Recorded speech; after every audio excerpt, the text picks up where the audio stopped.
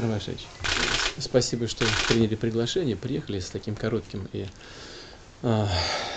содержательным, я бы сказал, визитом рабочим. Мы, как и договорились, будем готовиться к нашей следующей встрече в конце марта уже в Кыргызстане. И обязательно продолжим наш диалог и по вопросам экономического взаимодействия, по нашим совместным усилиям по укреплению Евразес. Здесь есть над чем работать. Мы с вами только что говорили о наших усилиях по защите общего таможенного контура. Здесь Россия сделала все для того, чтобы оказать Кыргызстану необходимую поддержку. Будем обсуждать, безусловно, дальше работу в сфере военного строительства, военного взаимодействия. В сфере ВПК надо, конечно, посмотреть для того, чтобы загрузить ваши предприятия.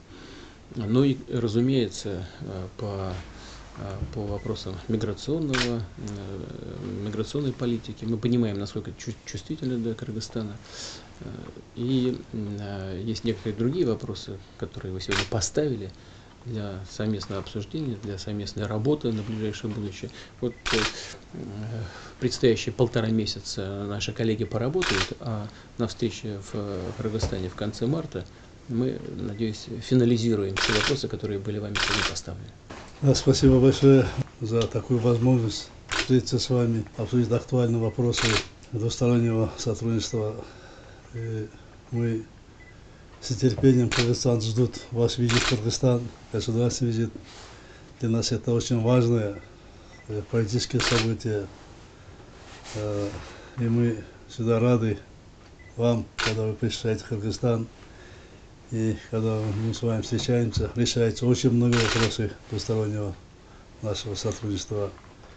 И мы признательны вам, что вы всегда практически поддерживаете все вопросы двустороннего, многостороннего сотрудничества, которое между нами есть. Очень высоко ценим нашу историческую дружбу, которая она укрепилась веками, наша дружба. Мы это высоко ценим. И мы вас с нетерпением ждем в Кыргызстане. Спасибо большое. Спасибо. Вам большое. Спасибо.